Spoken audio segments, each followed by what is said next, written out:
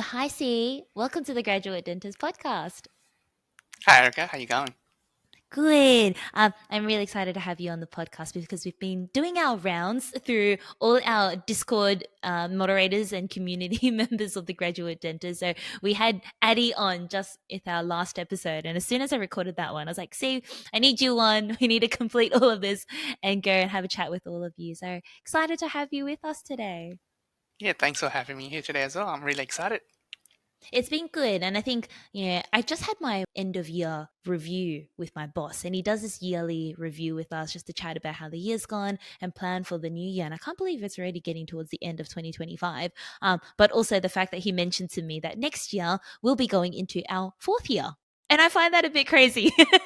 I'm like, what do Yeah. you mean? I swear we just graduated. And slowly the name of the graduate dentist is like leaving me. And I'm realizing that no, I'm becoming a bit more of a semi-experienced dentist at this point. Like when you first started, you're like, oh, I'm just a fresh grad, and then before you know it, you're now going to be fourth year. That's exactly right, right? I think it's crazy. And obviously it's the same for you as well. See, like we both graduated 2022. We're now coming towards the end of our third year of practice. But I thought it'd be nice kind of for us to recap where we are at, your journey thus far, and particularly this time around because the final year students have just finished like their clinical placements. They're wrapping up with the sessions. You've been seeing all their posts on Instagram of their last day of uni, and some of them have either finished exams or they're heading into exam season, but it's all coming about. And so naturally a lot of them are now looking towards job hunting and preparing themselves for the new year. And we get a lot of questions from students and new grads being, oh, where should I work? Should I work metro in the big cities, or should I go more rural? And people kind of want to get a idea of what those experiences are like. And so I thought it'd be great for our chat today to really dive into your rural experience, See, because you've been rural since you've graduated. Is that right? Yep, yeah. So yeah, I'm practicing in regional rural, Narrabri. So that's in New South Wales, about 6 hours in from Sydney. And for those who don't know where Narrabri is, so if you imagine Newcastle, and then if you imagine Tamworth, and if you imagine 2 hours in from Tamworth, that's Narrabri. It's about 10,000, 11,000 population, and then we are the only two clinics in town, and then we both own the same clinics, and we're only two dentists in town. So the next nearest town is, or the next nearest dental clinic is about an hour away, and the next nearest specialist orthodontist is about 2 hours away, or 3 hours away. So at least 2 hours is where most things are at. And I've been here since I graduated. So how did you end up in Narrabri? To be honest, I didn't really know where Narrabri was. I was looking for a graduate program. So I was looking for either two ways, so like a private family owned dental clinic or more structured program that I can learn different things. And at the start, I didn't mind where I go, like regional or metro or anything, but I was more into experience. I was like, look, I'm young. I don't want to be living in regional for the rest of my life, but I have time and energy that I can spend on. So I was like, okay, let's go for a bit of a regional place, learn a few things, and then one day come back to Sydney. So did you have much of an option? Mm, nah, options. Yeah, I got some interviews from metro places, but I didn't quite like the experience. Like, it's quite limited. And I asked my friends who got metro jobs back then, or like the year above me. They're like, oh, you just barely do checkups, cleans, and barely any fillings and stuff. I was more into biomimetic adhesive dentistry since uni. And I always wanted to do ortho since uni. Not into specializing, but more into ortho. So I was like, the best way to get into is where there's the need for the dentist. Is more rural, regional. So I was like, okay, let me go out somewhere and then see where I land. So I was like, okay, we'll go Narrabri. I didn't even come to Narrabri. I just got an interview. I was like, oh, okay, how's the contract? So it's not really a contract. It was 2 years. But back then, it's more like a gentleman agreement. If it doesn't work out, then we can say goodbye. But if it works out, you stay for 2 years and then they invest in you and then you work for them. So that's sort of where I'm at. And then my third year, I was like, I might as well work one more year and then maybe Yeah. transition the next year. So Excellent. So I kind of want to dive more into like your decision to go rural because I guess a lot of people are tossing up between okay the experience levels, but also I guess other factors to consider would be lifestyle. And you said it's 6 hours from Sydney. Your family's all based in Sydney, right? And so how was juggling all of those in terms of just lifestyle, the commute, family, your social life, like all of those things are whilst we talk about experience and, learning, like it is also important and having that support system. Like, were they part of the considerations you had to make when deciding to accept the job offer? Yeah, definitely. So this job is one thing, right? But at the end of the day, we still have a lifestyle. So there's a lot of sacrifices that you're gonna make if you decide to go to regional because one, you're by yourself, isolated. Even though you work in a team environment, but at the end of the day, you're by yourself. So family commitment, whether you're in a relationship or not, what sort of lifestyle that you have that you live. Like for example, I'm not too always outgoing, so I sort of stay at home, stay by myself, gym and all that stuff. So for me, lifestyle is if I go back Sydney every fortnightly, then that's sort of good enough for me. And that's sort of where it plays into. If you're like a lot of social, outgoing, extroverted, in regional, there's not really much of a social life. You can make your own social life, but at the end of the day, it's limited. Like in a bigger regional town, maybe, but in a smaller rural town, not really. So the decision was mainly based on, if I can sacrifice first few years of my career and then get that explosive growth in pretty much all aspects of dentistry, then I'm willing to sort of take that risk and then come back to Metro and be a better clinician, better sort of person as a whole. Yeah, which I think very much has happened, right? I think, needless to say, your clinical growth has kind of exploded over the last few years, working regional and getting to do all those things. And we're going to dive into it specifically throughout the episode, see where I want to talk about, your interests in restorative and the biomimetic side of things, the adhesive side of things, but also this particular special interest you have in ortho, which I know a lot of the people that follow you on Instagram often ask you questions about, oh, how did you get into ortho? And how are you managing those cases? And so that's a bit of a teaser for something I do want to do a deep dive in throughout this episode. But yes, continuing on that decision of working regional, you mentioned before that there's two dental clinics, both under the same, I guess, company or group of practices that you work for, but there's only two of you, like two dentists Yeah, in only Narrabri. two Has dentists. has it been like that since day one, like since you first started there? We are capable for three dentists. We used to be three dentists as well, but one of our dentists he had to move to another town, another hour away, so we were a bit short staffed. And then this year we were supposed to also have one more grad, but he's from New Zealand, and then there were some issues, personal issues, so he had to go back to New Zealand. So it was just me and then the grad the year after me, which has been here since then. So the workload has been a bit heavy. So was it But yeah, the other dentist was a grad the year after you? So when after you me, first started, were you the only one? we were three.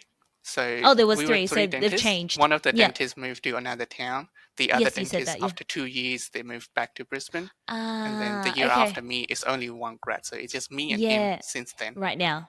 How have you gone then with, mentorship and having someone there as guidance? That's very daunting to be in the middle of nowhere where like the next dentist is an hour away and you're relatively young grads all working rurally. That's quite daunting. I think that's something that a lot of grads are scared about. And we always talk about, oh, when you look for a job, make sure you have mentorship. You've got someone in the room next door that can help you out.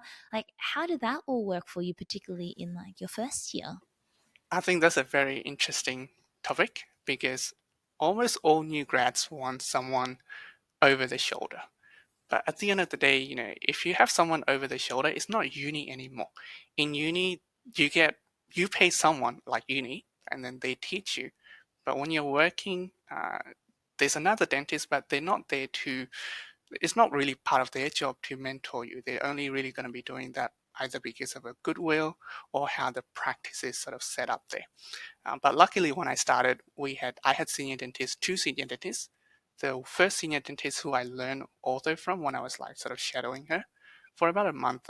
Any ortho cases that she was doing, I just sort of block out my time and then see what she does. But the second senior dentist, he was there for a good 7 or 8 months.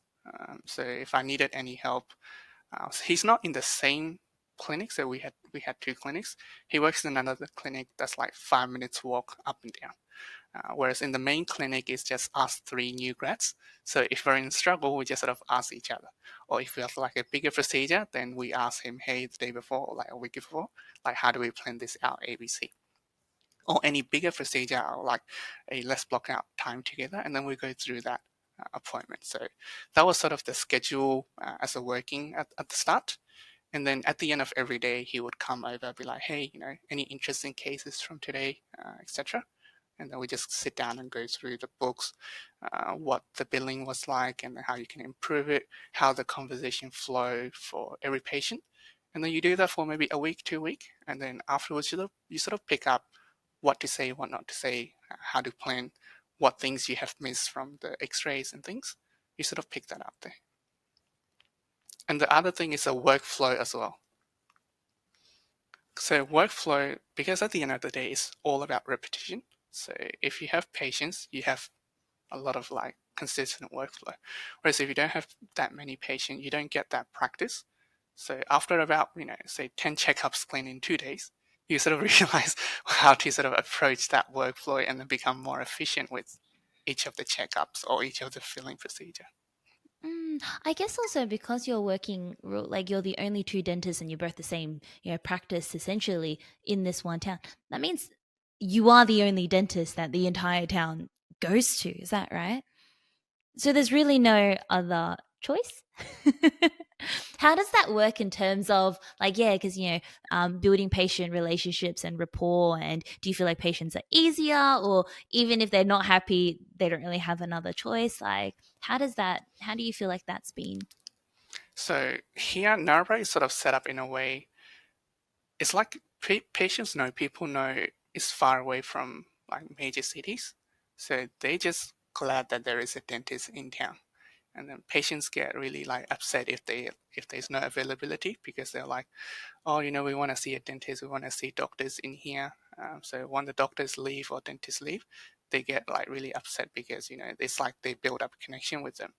So in a sense, they actually are appreciative of whoever is here, one dentist or two dentists.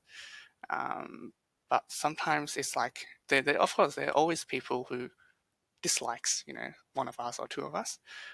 But there's also places that they can go to. They just have to drive another 1 or 2 hours. But that's going to be very, very rare cases. A lot of the cases is going to be from previous dentists who they had bad experience. And then we're just trying to like rectify that. Like, hey, we're new dentists, or like it's not the previous dentist who you saw is not, not here. We're trying to improve, etc., etc. So that way, we just sort of rebuild that trust and relationship. Yeah. It's a very different kind of scenario, I guess, when you talk about what people typically say about metro, where in one street there are 10 dentists, and if you haven't won your patient over, then okay, what's keeping them there? Like, I think that tolerance is a little bit less because there is so much more competition. They can just go next door, where it is they'll get better service or better treatment or better price or whatever it may be. Whereas, as you said, I think a lot of people say with rural, a majority of your patients are just grateful that there is someone there that can see them. And as extension of that, because there is, I guess, not so many specialists nearby as well, they'd be more willing to allow you to try or attempt Yeah. those So more complex cases. How's that been? there's a line that you have to draw as Yeah. well, because you're maybe 1 year out, 2 year out, and you got this complex, let's say molar endo. I'm generally not a big fan of endo. Like I do endos, like maybe incisors, premolars, and molars, maybe lowers, but uppers I tend to sort of avoid it or refer it. But there's sort of a line where if the patient's more so philosophical type and understanding, appreciative, then of course I never just say no from day one. I'm always open to tackling it, given it's not a complex, and like within molar endo, of course there's like complexity to it. But given if it is something that I think I can do, I just tell the patient, hey, look, these are complex procedures. Generally, we can send you to a specialist, and there's XYZ available, but we can also give it a try here. I can't give you promises or guarantee, but after stage one, after first visit, if everything goes well, then we can go ahead. But if not, then we'll do a stage phase one, and then we can temporize it, and then let's go through options of where we can refer you to get a better care. So that way they have an understanding that, yes, this is a complex or different procedure than what a general dentist would do, and there's a certain limit that we do and then what specialists do, and then if it is something that we can tackle, then the patient understands it'll be done here. If not, they have to see somebody else. So it's not like we don't overpromise anything, we just sort of stay within our zone, and then they know the limitations of what we can do with certain procedures.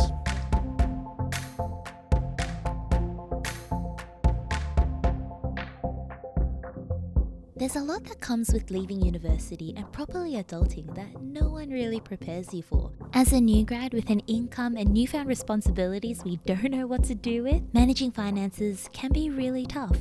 That's where JS Medical and Dental Finance comes in. Specializing in financing options tailored to medical and dental professionals, JSMDF is a completely independent broker dedicated to finding the best bank and lender for your unique situation.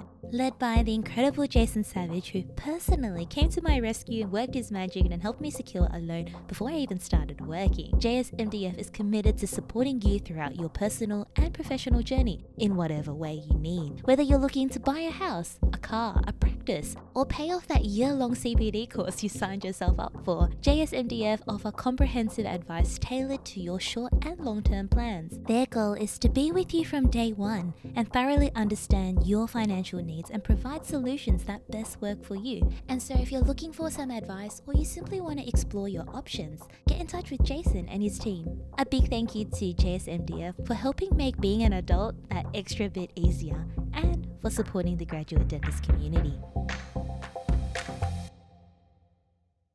Yeah, what about when it comes to surgery and when it comes to, people often worry about getting stuck in extractions. That's a typical new grad fear, right? Of getting stuck in an extraction or there being a complication. And a lot of us rely on the safety net of having an OMFS or oral surgeon down the road that we can call up and send them to. Have you had any scenarios or experiences or any specific stories you remember?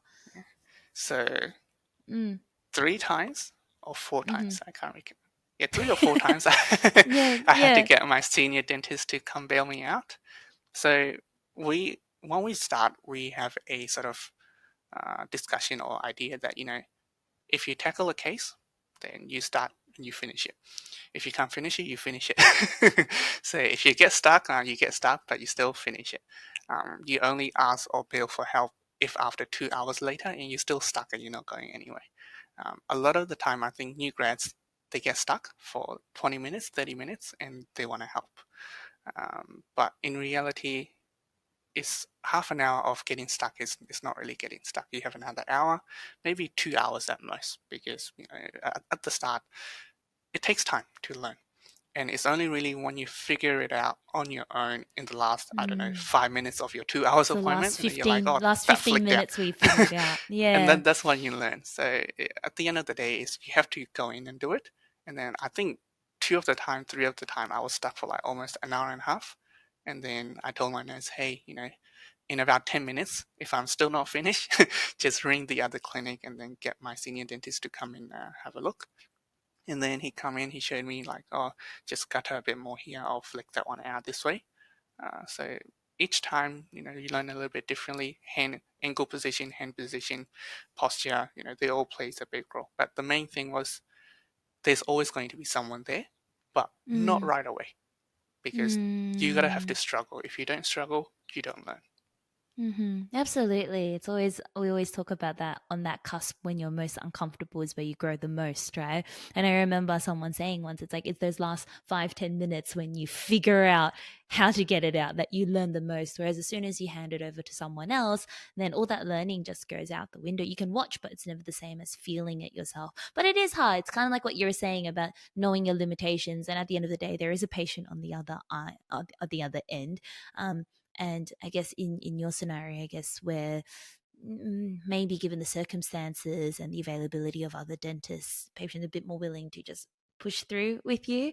But yes, there's a delicate line of also not putting your patient through too much torment and trauma. Obviously, you're gonna have to sort of do a risk assessment as well. Like obviously you're not going to be tackling wisdom teeth from day one. That's just not that's just too heroic. Like you got to start premolars, molars, exos, sectional, surgical, sort of build your skills up. But once you sort of go through surgical plan in your head, you execute it, and then you have a plan. It's always plan A and B anytime it comes to extraction. And if plan A and B doesn't work, there has to be a plan C before you get your senior dentist. So if you can sort of mentally prepare that in the first 5 minutes of diagnosing the patient, taking x-rays, and before you pick up your LA, I think you're already set up for success of that extraction or Yeah, whatever surgical absolutely. procedure is. Yeah, for sure. You mentioned, say, as well that one of your big reasons for wanting to join this group of practices was that they had a structured mentorship program. How did that look then? Because obviously, on a day to day, it was you're lucky that you were with a few other grads and you had a senior dentist down the road. But then that's obviously evolved in your second year and your third year, where you've become the more senior dentist. Outside of just clinically, where you had your after clinic debriefs and chats, what other mentorship did you receive that you feel helped you out and helped you grow? So first year, so we have two ways of mentorship. First one is on-site, where the senior dentist would come in either at the end of the day or lunchtime, or you can ask the questions whenever. So that's like more hands-on. And we also had live. So I think within second month we have like communication lecture, like how to talk to patients, how to deal with orange flag, red flags, green flags, how to sort of put patients into different categories, and then how to treatment plan. So those are more communication style lectures, and then it moves on to more discipline based, like how to do basic oral surgery planning, how to do basic, uh, just going through basic treatment, different disciplines like ortho, basic diagnosis, basic of each of the fundamentals. So there'll be like a webinars, like maybe fortnightly or monthly that will go on. And then after about 5 or 6 months, we had case presentation. So case presentation could be any cases. It could just be caries that you did, fillings that you did, or perio, or any procedure, or any bigger sort of cases, denture cases, any cases that you have. You just make up a PowerPoint, and then every fortnightly, two grads will present that night. And then you can ask questions. They ask you questions. It goes on for about an hour and a half on Monday night. And then you learn from your cases, from other people's cases. And then we had live in-person boot camps. So those boot camps are more like hands-on. So we had CEREC. Back in my time, we had CEREC intensified, but I think it got in terms of the like organizing the venue, it got a bit difficult. So now we do in-house CEREC in Origin Dental Place. So back in my days, we were intensified, crown prep, CEREC scans, all that. We also had composite, like basic how to do fillings, class 2, class 1. And then what else do we have? Also photos, how to take proper set of photos. Those are more hands-on procedures. But second year and last year from onwards, it's not really boot camp in person anymore because it's more first year content. So first year they sort of groom you into uh, like communication, how to do all the basic stuff. Second year, you're more free. It's more treatment planning. So the style of mentorship goes from hands-on and question mark in terms of bailing out procedures into second year more treatment planning, bigger cases, what sort of specialty pathways that you want to go into. And then we have like a group of many dentists who they're not specialists, but they have that special interest in that field. So say if I'm into ortho, I ask ortho questions into those senior dentists or my mentors. And then my colleague, he's more into oral surgery, wisdom teeth and implants. So he'll go more into that sort of discipline there. And then Because third you year, guys it's are just part, based building up. Yeah, your sorry. third year's building up, yeah. Because you guys Yeah, are part of quite a large group of yeah, practices, right? So do they yeah. group you into like the first years will attend all these mentoring sessions together, and then when you're in second year, you have your separate group, and depending on your special interest, then you'll kind of get directed into those separate groups, or is it just a all for like whatever you want to attend, everyone's free for all kind of scenario, or is it's quite divided? So Mm. first year is all the graduates, first year out graduates, they have to attend. It's part of like the contract. Second year, they're not part of the initial boot camps anymore. For second year out, or for anyone in the group, there's like an internal CPDs program. Those are paid ones. So if you want to attend, you pay for it. Like let's say endo procedure, implant, whatever internal CPDs they are, you pay a bit less fees as an internal dentist, but those are paid version. Whereas for all the new grads, all the fundamentals, it's free. It's part of the graduate program. And then same thing for third years or any other dentist. It's like if you want to attend particular CPDs, you get discounted rate and you can join them.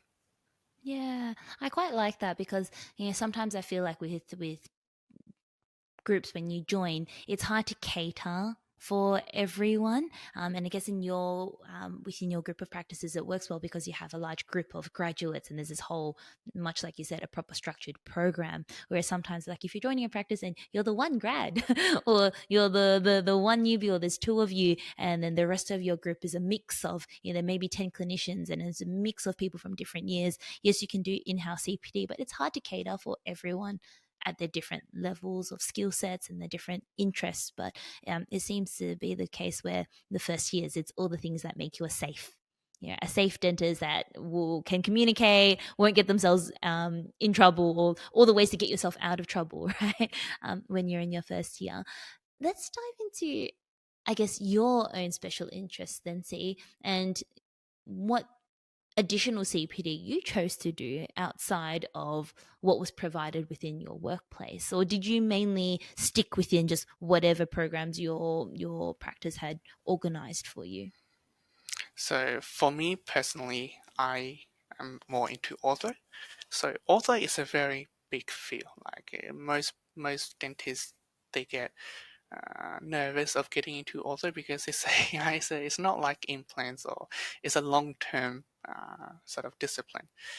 So also you have to take a comprehensive course. It's not just a weekend CPD. It's like you just don't learn about fixed braces or aligners from one CPD. So you'll learn basics, but it's not enough to tackle cases, because one of the problem with ortho is you think you know something until you don't know and why you don't know, unless somebody point that out to you. So for ortho, the main sort of thing that I learned internally from expertise is just basic diagnosis, and then next thing is what instruments are there available, or how to tackle simple cases like simple aligners class 1, maybe class 2 half unit aligners. But braces, I did a Derek Mahoney EODO fixed braces, so I did that in my second year out.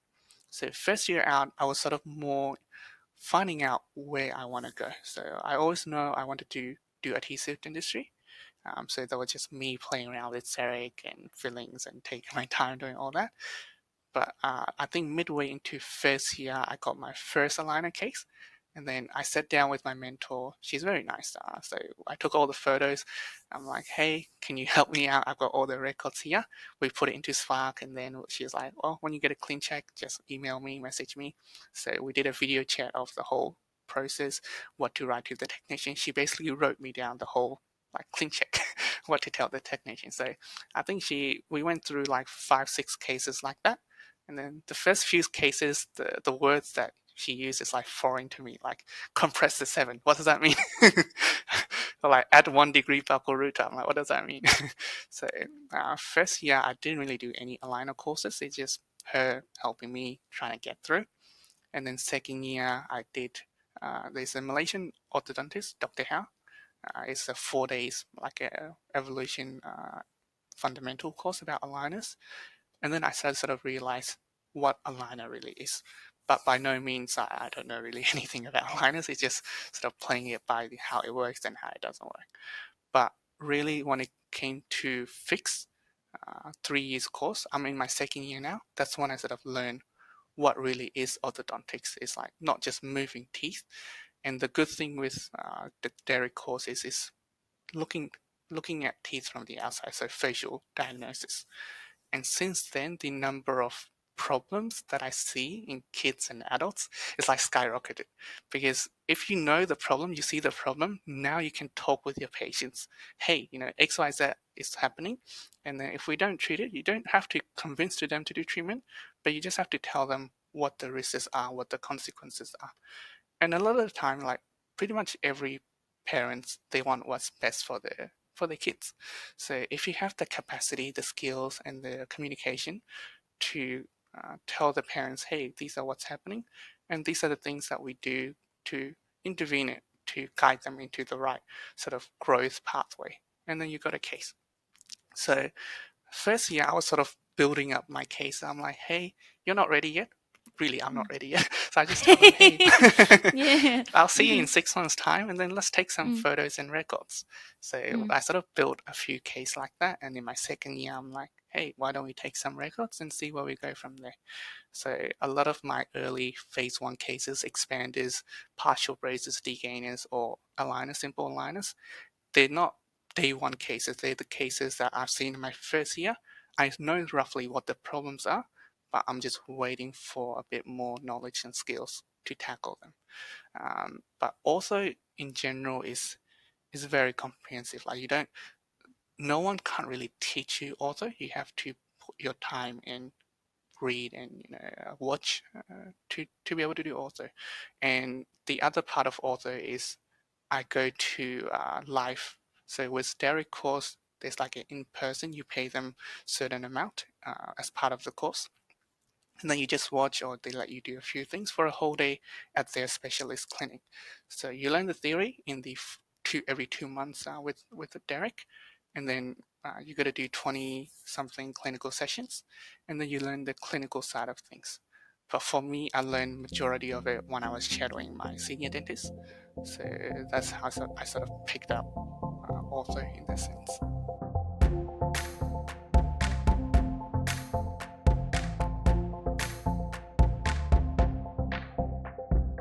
I often say on the podcast that the more I do, the more I realize just how little I know, and how dentistry is just one of those careers where you never stop learning. But let's be real, getting the right training can be expensive, time consuming, and sometimes just straight up overwhelming. That's where Ripe Global comes in. Founded by Dr. Lincoln Harris, Ripe Global is completely changing the way that we learn. They offer immersive, hands-on training that actually fits into your life. Whether it's through improving your preps, getting faster with composites, or tackling more complex cases, you'll be learning from some of the best clinicians in the world without having to take time off work or spend thousands on travel. And so if you're serious about upskilling and boosting your confidence in the clinic, check out Ripe Global today. Hit the link in our show notes and let's start learning smarter, not harder.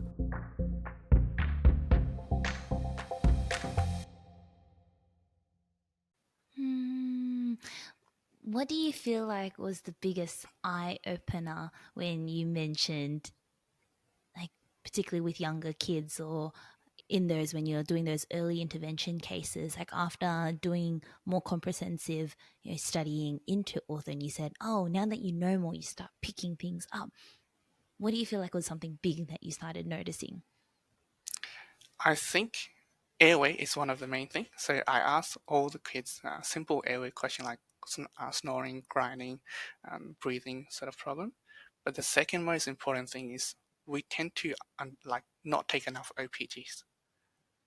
Any kids over 7, I'm like taking OPGs because a lot of the time we see one of the tooth in a different position. We just want to monitor it. No, it's if something's not in the right place, it's not going to be in the right place, especially canines. So anyone between 7 to 9 and the canines are in the wrong places, that's an early intervention case.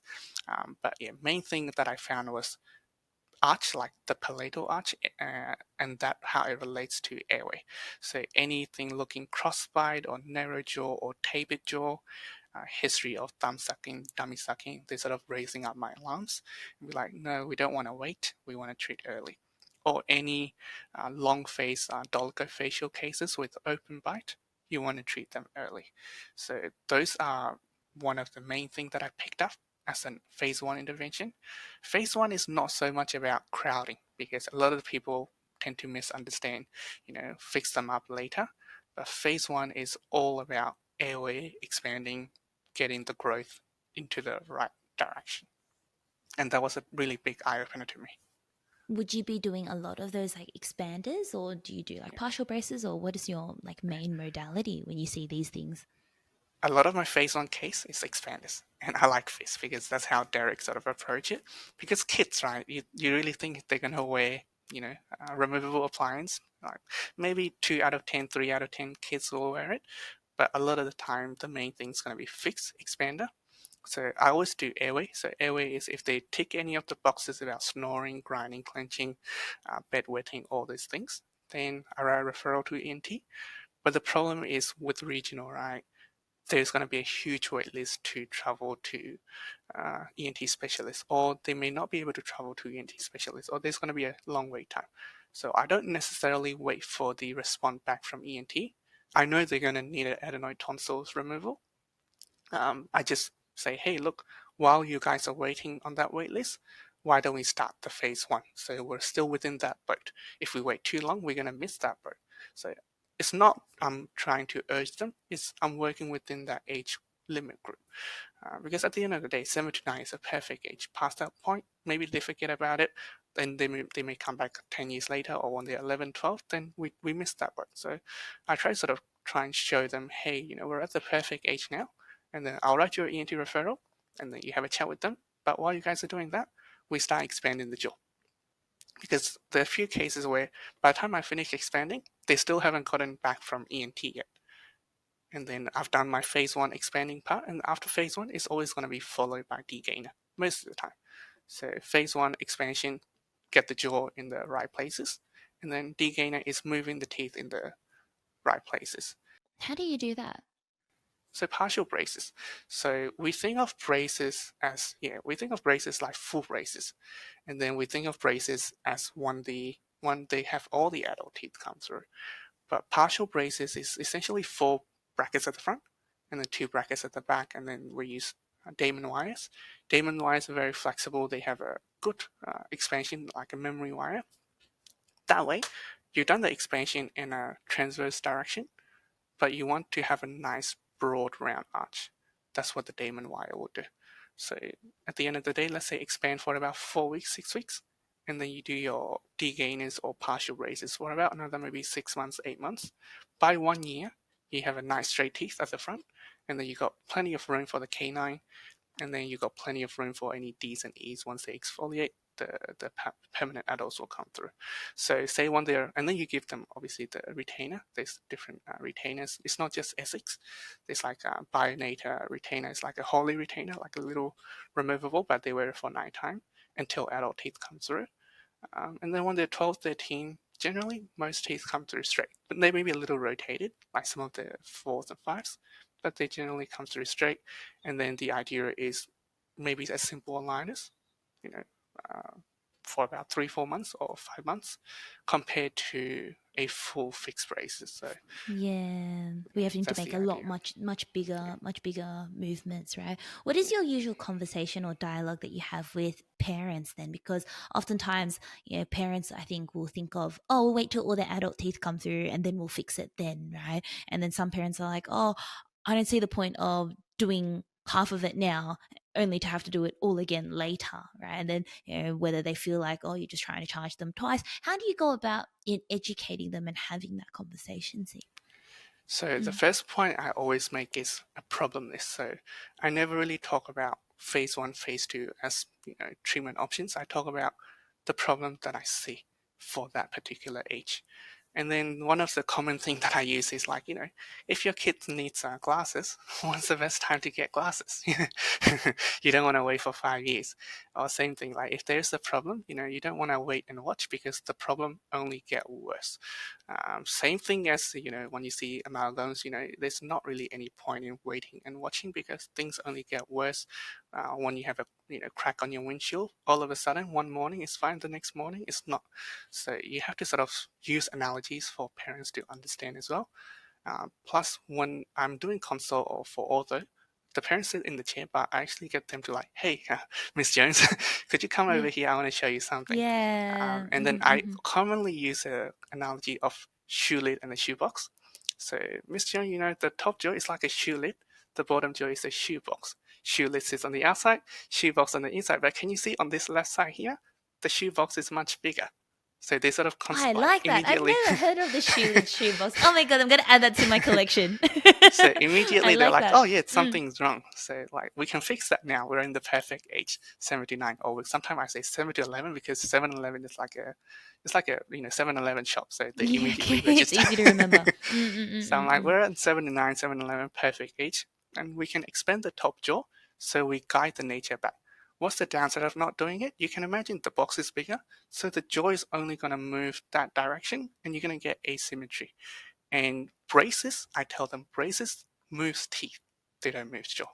Right now, the jaw is soft enough that we can expand and do all that treatment without having to go through surgeries and such in the future. But that doesn't mean you don't need braces. Braces still might be for making teeth straight. So that way they now understand the difference between fixing the jaw versus fixing the teeth. I guess another thought with that then, say, is particularly working rurally. And as you said, braces isn't a. It's different to a filling. It's different to a crown, or it's one and done, or like even an implant, right? We think implants take a while, but braces comparatively can take much longer, right? And so is that a consideration to think about with taking on these cases and working in an area that you are kind of committed or married to that practice and married to your patients, and it limits your ability to move around and leave because your patients are there? Like, was that something you had to consider when taking on ortho and then also being at regional? Yeah, so that's definitely a very important case of point because I know some of my friends in more metro places, the boss don't let them do ortho, even though they've been with him for like 2 years now. But the boss says like, no, what if you leave? But it's at the end of the day, you got to decide: one, can you do the case? Like, is it within your skill scope? Two, can you finish the case? At the end of the day, nobody knows what's going to happen to us tomorrow. Like, that's life. But you still, whatever case you do, you still need to be able to finish it. Worst case scenario that you can't finish it, you still gotta have to be able to fly in, fly out, finish it, or have someone there who can help you take over the cases. Because at the end of the day, life is life. You can't, no matter what it is. We have also different things going on in our life. So, but my consent process is very thorough. So there is a consent part where I talk about I'm not a specialist.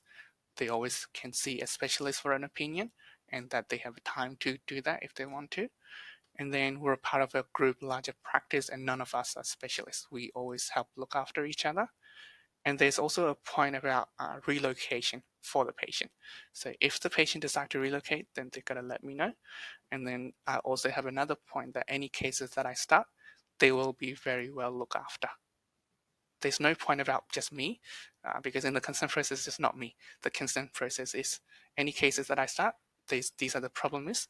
Those problems will be well looked after by our dentist. So it doesn't matter if it's me or someone else, they will There's still be someone that well can. looked after. Yeah. Yeah. You know that senior dentist that you mentioned that you were learning a lot of ortho from, right? I guess that helps because your practices were in some ways equipped to take on ortho cases to begin with, right? And I think sometimes when people talk about the entry pathway into aligners versus ortho or fixed braces, is that aligners you don't really need any inventory. Whereas with ortho, the fixed braces, there is a lot of inventory. There's a lot, right? And so you kind of have to have a practice that is well equipped. And so I guess that um, was one thing I I could wanted to argue, ask. so it Yeah. doesn't really Mm. matter if your practice had ortho or not. Like I had basic ortho in terms of instruments, but we had a lot of staff turnovers and changes. So the staff that knew about ortho not there anymore, or this is one of the newer staff, newer girls that you got to train them up for different things about ortho. But inventory wise, it's just instruments. So you just need, let's say, 5 sets of each instruments of how many instruments that you need. But you can always buy more instruments. So at the end of the day, uh, I don't necessarily agree that if the practice is not set up for ortho, you can't do ortho. The only trouble is building up the practice to do ortho, like promotion wise, getting the patient to know this clinic does ortho. Our clinic, we were already sort of known for doing some ortho, But one of the downside was there was a period of time when the senior dentists, they were leaving, they stopped taking cases. So when I started, a lot of the patients are like, "Oh, I heard you guys don't do ortho anymore. Can we get a referral?" I'm like, Mm. "No, no, I do ortho. I'm looking after now. Yeah. I'm more than happy to look Yeah. after you." Did you take In that over any sense, of yeah, their cases? yeah, I took over maybe like 5 or 6 cases, and then they helped me sort of finish guide through what to do for each appointment. And that was sort of a learning experience as well.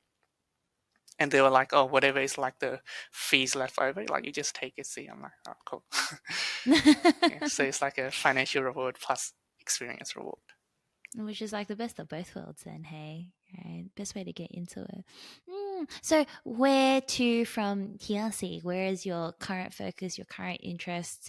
I guess continuing going through that ortho pathway. You've got another year to go, is that right? Yeah, so there's one more year Mm, to go. mm, Obviously, I don't want to just limit myself to ortho. Like I think some of us will be seeing like implants that I've been doing, some restoration, implant restoration. I place a fair few implants as well. Obviously not by myself, but with my colleague in the room. And then obviously full mouth rehabs is also in my interest. Um, and wisdom teeth, I've been doing some, but they're more secondary, right? It's never the primary. Primary is always going to be general dentistry plus orthodontics. I just feel like a lot of us miss general dentistry. We're too sort of focused on certain specialty. But at the end of the day, a lot of the cases come from just having a checkup appointment. Like you have a conversation with patients and you realize, oh, hey, can you do something about this tooth or that tooth? Or hey, my daughter, like my daughter, she's 7, or my daughter, she's 5. When's the best time to see the dentist? So you sort of build that connection with the mom, with the kid. So I think general dentistry is something that I still gonna do. Also, I want to do more sort of fix and removable. Fix is I think is still the king of orthodontics. It's still going to have its place, but I think in future, removable is going to be it's going to be there. It's not a replacement for fix, I don't think. But I want to also get into removable aligners and just there's different companies that promises aligners can do everything. I mean, there's sort of a time and place for that, but I don't think it's the time and place yet. But I think I'm open to it and learn more about it. Um, but yeah, I think I want to do more into ortho. There's sleep medicine that's coming up from EODO. There is also mastership program after this 3 years residency. So those are options that's open. Hmm. You've also been like doing some like I guess mentoring or teaching as well because I know that you've done a session within your group, like I ran a workshop within your group with the younger dentists, and also this year spoke with the Latrobe Uni students. How were those experiences for you with being on the other side and being able to share your experience, and what did you feel were areas that young dentists or these students or grads had a lot of questions about, or you feel that now that you're starting to teach on the other side of things, areas that you wanted to highlight or focus, or things you wish you knew? The first thing that we always get asked is going to be mentorship. Like, how do I get bigger procedures and whatnot? And sometimes I feel like it's way too soon. Like, you got to start off with the basic things first, and then case selection, they always comes to you as you see more problems and as you build more patient base. So the first thing that I always see is grads jumping into different places without getting their hands wet in the field. And the second thing is learning to do the basic things right. Not rushing through a filling procedure. And even if you know how to do filling in a certain way, there's always ways that you can improve, do more, be more efficient. So for me, like when I started filling like appointments procedure, there's a certain ways that I do. And then after about a couple of weeks, I'm like, I'm going to try slightly different workflow, slightly different materials, protocols. And only after you try a few things, you realize, okay, this works and that doesn't work. So my sort of take is they tend to sort of jump into one thing and then that's like, oh, I like this feel, I like that feel. But you really have to sort of experiment a few things And this mentorship thing is never a promise or a guarantee. It's not a it's a privilege to have, but it's not a promise that you're going to get. It's always going to be how much effort you put in is what you're going to get out. If you want a lot of mentorship, you got to show your owner, the boss, that you're willing to put in the effort, the extra hours. Like I was in clinic Saturday, Sundays back at the start, just drilling through the teeth and the whatever extracted teeth and jaw. I was putting in that effort, the reps, and then only really because of that. And there's sometime in life as always opportunities that you're gonna grab onto. If I work anywhere else, I don't think I'll have the same opportunity to like mentor other grads or new grads or go to uni talks.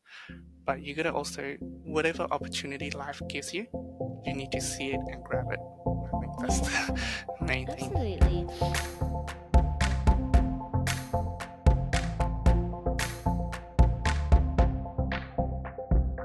You all know that if there's one thing I am super passionate about and always advocate for on our podcast, it is our mental well-being as dentists. There's no denying that our profession can demand so much from us, and it can drain us physically, emotionally, socially, and mentally. And some days it can all just feel a little too much. This is where our friends at Dental Practitioner Support come in. Whether you're new to dentistry or have been practicing for years, Dental Practitioner Support is here to offer guidance, reassurance, and a safe space to talk about whatever it may be that's weighing heavy on your heart. They provide 24-hour services that are completely confidential and independent, so you know that you will always have someone to turn to. Whatever your scenario may be, Dental Practitioner Support is just one call away. And so, in case you ever need it, save the number 1-800-377-700 or visit their website at dpsupport.org.au. Remember, as we say time and time again on the podcast, you are never alone, and we really are all in it together.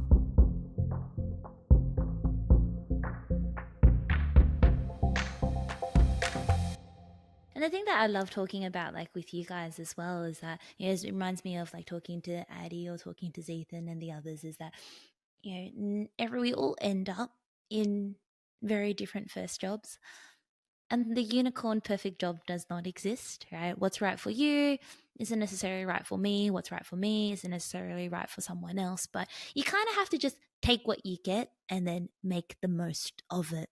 Because I think oftentimes we are guilty of just like, seeing what other people are like.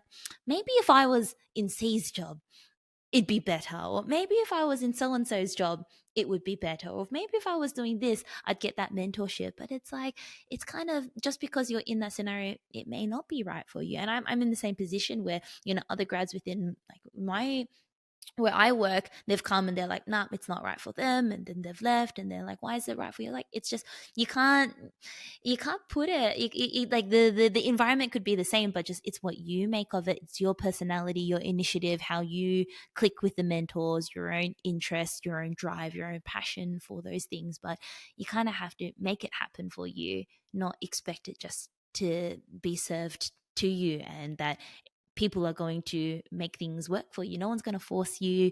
No one's, as you said, it's different to uni where they're paid to make sure that you pass, right? Like it's all on us right now.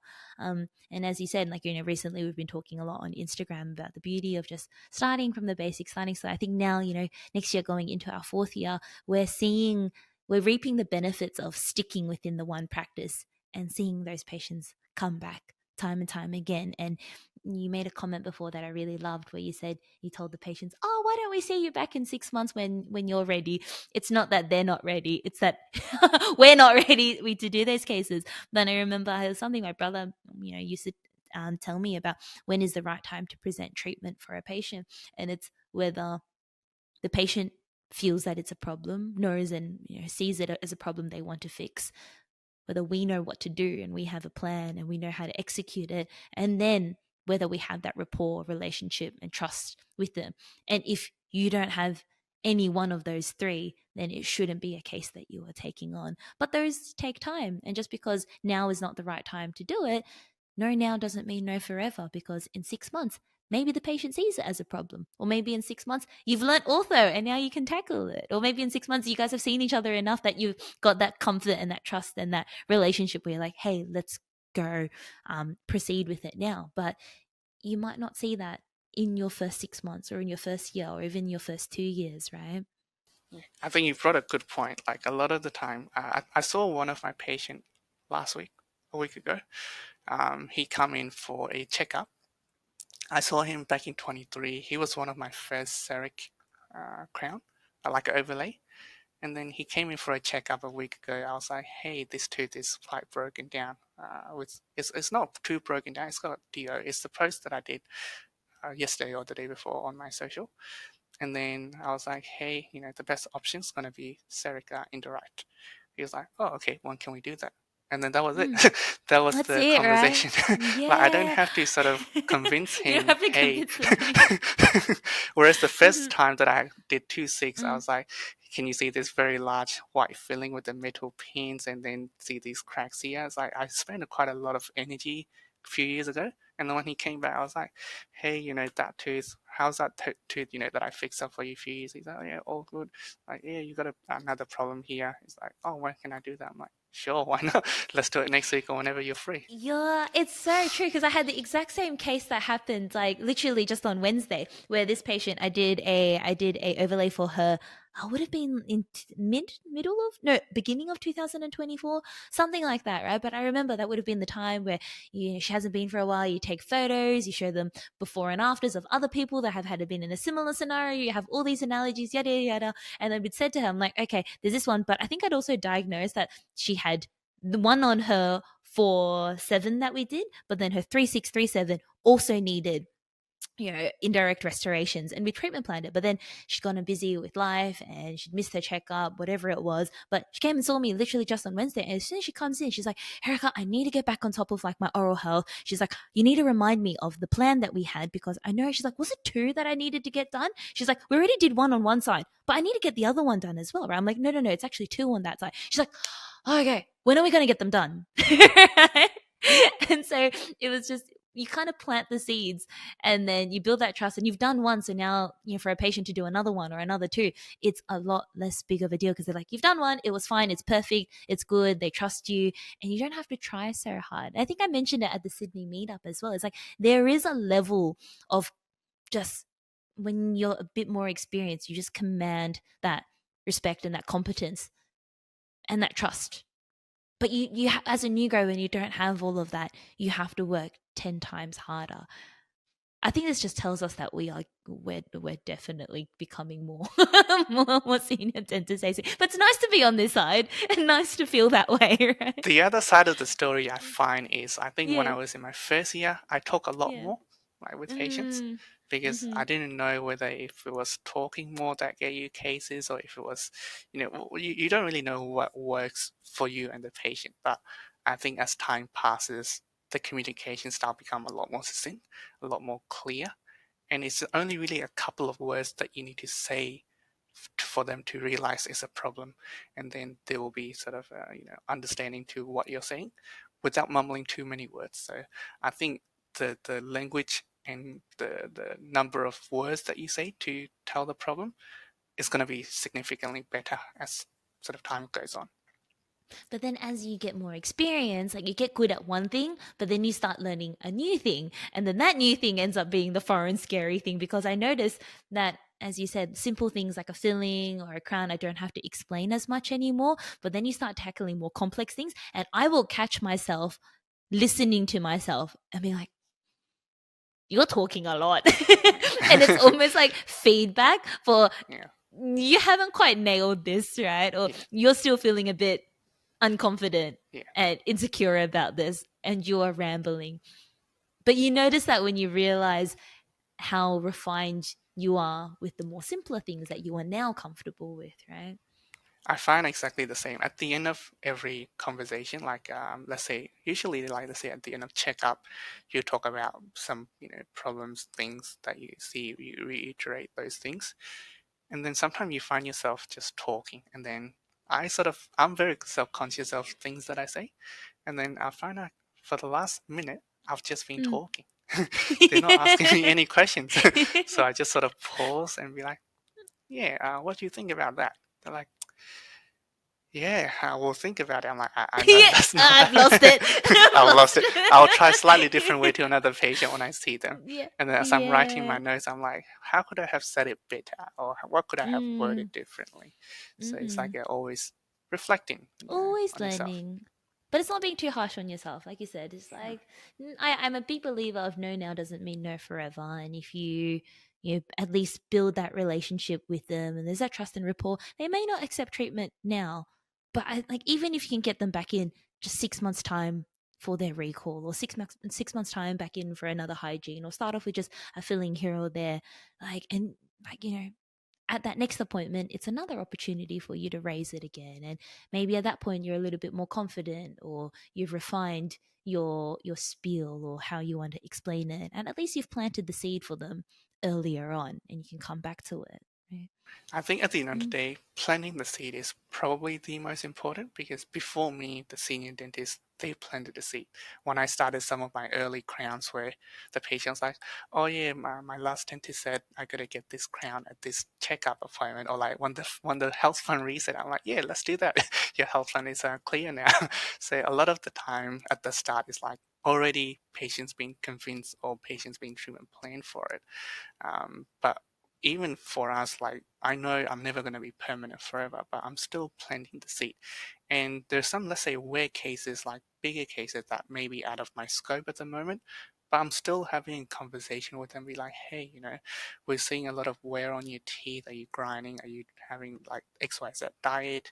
And you sort of find out what their lifestyle is and where they're at in their dental journey. And maybe a couple years later, they may be like, oh, my dentist last time told me something about weight. Is there something you can do? Or maybe if you're still there, then maybe it's something that you can take on that case. So it doesn't matter at the end of the day, especially for new grads. I think sometimes like we only really talk about things that we can do. This is especially true as a new grad. Like we see at the start a lot of fishy sealants. Yeah. Like kids always ends Mm. up with like 5 coats plus 4 fishy sealant coats. It's because why not? I mean, it's good for them because it's protecting the molars. But once you see more than teeth, then you start to realize the jaw, the growth, the development, same as adults. At the start, you may see fillings and crowns, but then as you do more, you see multiple crowns. As you do more, you see anterior teeth wearing chips. As you do more, you see occlusion, TMD, and all that. And then that comes from ortho as well. Without ortho, I don't think I'll see how the occlusion, how they move, and how that affects the restorative work that you do. But if you know something, and even if you can't do it, you still sort of comment on that. It doesn't have to be a long comment. You just have a short conversation. Yeah, it reminds me of a case that I've been seeing this patient at one of my practices, and I saw him for a hygiene, then saw him at a later point for a chipped tooth, and then he booked back in for a hygiene. I think he saw actually one of our grads, and it was rebooked back in with me. This poor man's gone around a bit, right? But he's like, I've been here, and he's like, I've been here for years now, and the last 7 dentists that I have seen here, he's gone through all of us, right? So the last 7 dentists I have seen here have all told me that at some point I need a full mouth rehab. He's like, I think it's time to do something about it. I think I kind of dropped the ball and I think I lost the patient because it was a really complex case because he had like huge like what do you call it, vertical maxillary excess. And we're like, this probably needs jaw surgery to be honest. Yeah. And then it was like, oh, crown and things. It was like very extensive. It was like, and then you also need braces as well. So it wasn't just a restorative case. It was like multidisciplinary, a lot of things. I was kind of in a bit too too deep, but it was the Too deep. kind of thing I'm like, yeah, he's ready for it. I'm not ready for it. Yeah. Right.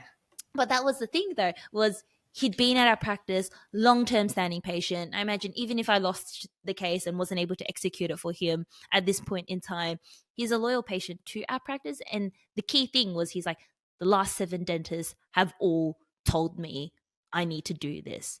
Whenever they've told me, I've not been in the position to do it because just financially it was just not realistic. I was just, patching things up with like just filling materials, just getting by. But he's like, I think it's time to do something about it. But it's like Imagine if those last 7 dentists had not commented on it, and he was seeing us for the very first time, and now we're the ones bringing it up for the first time. Of course it's going to be a huge bombshell, right? But the fact that he's like, the last 7 dentists have all told me, and I think it's time that I finally just like do something about it. I Yeah, think so that's also anyway. another important point for a new grad Yeah. Mm. because we go to a practice where there's already a loyal, I would assume, a loyal patient base, and some patients been seeing the same in the clinic, like a different dentist for a long time. We jump in, we're the first new face that they see. So one, they're gonna judge who you are from the first 5 minutes of the conversation. Like they already trust you by coming to you, like they have some trust, but they only really will build the rapport with you within the first 5 minutes. So in the first 5 minutes, I think it's like really important as a first impression if you can build that up. And sometimes there's this thing, right, with dentists, we we never really sort of, we always have trust issues with every other work that we see. But this is a bigger problem in the same practice because one, you need to protect your own practice as well as other dentists that works around you, with you, locally or externally. So sometimes we see work and then we're going to be very careful of how we comment on the things that we see. I always say, hey, you had a lot of work done in the past. I can see, you've been to so many dentists. How are you going? So you just sort of try and get their perspective of what they've went through, and that might be a positive experience, that might be a negative experience, but you never want to talk down about anyone's work. You just say, hey, you've had a lot of work done. Why don't we keep an eye on XYZ tooth? Maybe that's starting to wear down, and then maybe we'll replace it if it's time for it to be replaced. So it's always a maintenance cycle for them. And that way, they never break the trust of previous dentists.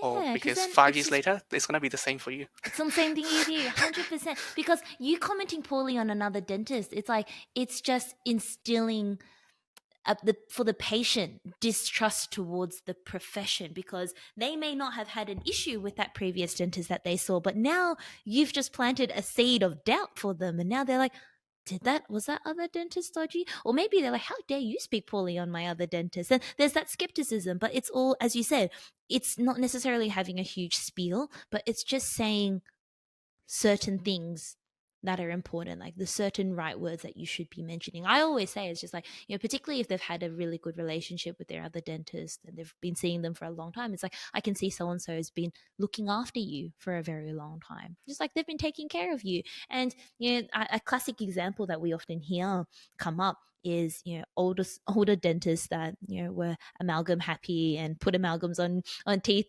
and didn't necessarily restore them later with composites or with indirect work, and now we see like all these cracks, and then the patients come and say, they're like, I've been seeing Dr. So and so for years and they've never brought up these cracks, or they've never mentioned these things. And it's always like, we it's as you said, you never want to break that trust or comment poorly, and it's like, Dr. So and so did the best that they could at that point in time with the best material that they had to look after you for so many years, right? This is now me, and this is what I have an interest in, and how I like to look after my patients, and I like to, be able to continue that care for you. Um, it's delicate, I think, but as you said, I think it's kind of calmer in some ways. Like if you do that, then how is it that someone may comment poorly on the things that you do? Because inevitably we will all have questionable moments, or we'll have work that comes back and doesn't work or whatever it is, but we have to look after one another. The other thing that I always say Mm, is like if I see a mm, lot of work done, I'm like, hey, you had a lot of work done. Some of like you got. Sometimes I'll say, oh, you got a lot of beautiful fillings or a lot of beautiful work done. But some of them are starting to wear down because we use our teeth all the time. So what's good 10 years ago is starting to wear down now. So it's time to sort of maintain that. And then there's 5 teeth that needs some maintenance work. And then here's the things that we can do. But obviously, you sort of try and gauge their interest because I always say nothing in life is permanent. Like the work that I do is not permanent. I'm trying to prolong the lifespan of these teeth and then your function, aesthetics, everything combined. But at the end of the day, we're trying to make sure you have a good function, a good bite, and something that you can smile about and go on about your life without having to worry about when the tooth's gonna flare up or not. So I always have a good comment about I want you to be comfortable with eating, chewing, without having to worry about what's gonna chip if I eat a steak. Because you gotta always Mm-hmm. relate to human side. What's the teeth Mm-hmm. for eating, chewing, smiling, Yeah. all that stuff. Yeah, as you said as well, like relating it to, like I find context really important. Where they're like, "Oh, I had this filling done years ago," and I'm like, yeah, and like the fact that it's lasted 30 years is phenomenal. Like your previous dentist just did a phenomenal job doing Yeah. a filling for you that's lasted 30 years. But what else in life do you have that's lasted 30 years? And they're like, "Huh, good point." Right? And sometimes But they yeah. ask you like, "Is your feeling gonna last 30 years?" I'm like, "I don't know. I'll do my best." Yeah. No, it's important at the end of the day knowing that you're not just commenting on it, but there's a solution, and you're here to look after them and help provide that fixed solution, whatever it may be. See, let's wrap up the podcast. I've really enjoyed this chat, but I wanted to tie it up with a question I ask all our guests. And obviously, we were mentioning before that getting towards the pointy end of the year, particularly students and new grads looking for job hunting. They obviously reach out to you quite a bit as well because of all the cases that you post on social media. But has there been a conversation that you've had with someone recently that you feel like, oh, this was insightful, or a story that you feel like would be beneficial to share with our graduate dentist audience? Hmm. I think a lot of the point was about choosing where to work, regional, metro, what sort of style of support that you got from senior dentists. One of the main questions that it comes up a lot is, do they let you do certain things? Are they restrictive, or is there freedom to do what you want to do? Um, I think at the end of the day, as a new grad, like the sky is the limit. The sky's not even the limit. But you have to be willing to put in the time, energy, and effort to learn it. And then even when you learn something, it doesn't mean you're ready for it, because there's so many obstacles that you got to overcome. And any work that's more than, in dentistry we say any fillings, crowns, they on average, let's say 4 to 5K treatment plan. Like realistically speaking, we're all private dentists. 4 to 5K treatment plan sometimes you may get is not too hard to sort of convince, or not convince, but tell the patient XYZ needs doing. But anything more than that, it become a bit of a bigger treatment plan. Let's say top and bottom denture plus some fillings, that's roughly around 5K. 2-3 crowns, around 5K. But when you have anterior cases, like quadrant cases, it could be up all the way to 5 to 10K. For those cases, you can never really rush them. And I find that you don't really sell the cases from day one. First, you build the rapport with them. I think even as a new grad, like you can take on the cases, but it's all a matter of planning things out. So within the same patient, you take on the simple part of that treatment plan. They come back for a second recall, and then you do the second part of the treatment plan. You build up to it, You right? build up to it. So not only Yeah. patient side, the finance a lot easier, but two, you learn progressively. I think a lot of the new grads miss that, and they just want to sell the patient a big treatment plan. I know there's some Mm. metro places, patient comes out with like 15K treatment plan from a new grad, and then they've been going Mm. to another regular dentist, and they're like, everything Yeah. is fine. So what's going on? Yeah. I also feel like it comes back to our fundamentals that we learnt in dental school, right? And the fact that, like, I remember this was the key factor of treatment planning in dental school is you always start off with a scale and clean, you always start off with perio, then you do any fillings, you address any active infections. It's all about disease control first. And then it's about restoring the teeth, any crowns that need to be done, any missing teeth. Like you build up to it.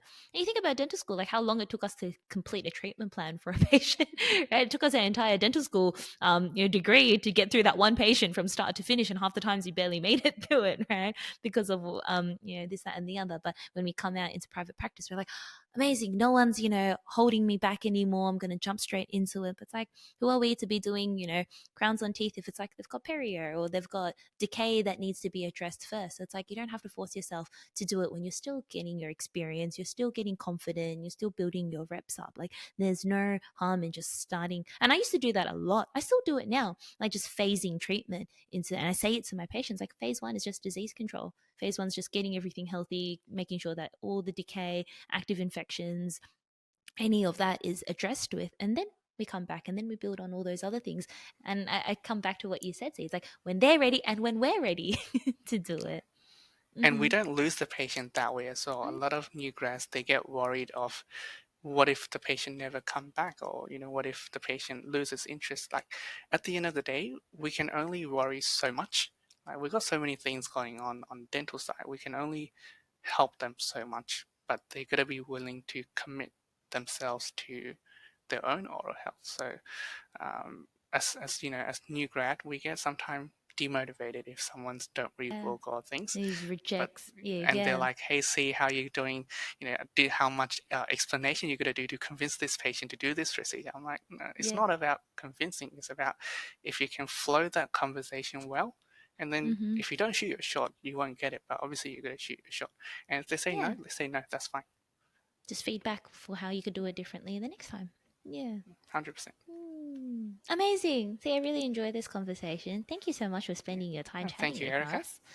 And thank you guys so much for tuning in to another episode of the Graduate Dentist Podcast. I really hope you've taken something valuable away from this episode and that you feel heard, you feel seen, inspired, and optimistic about our journey as graduate dentists.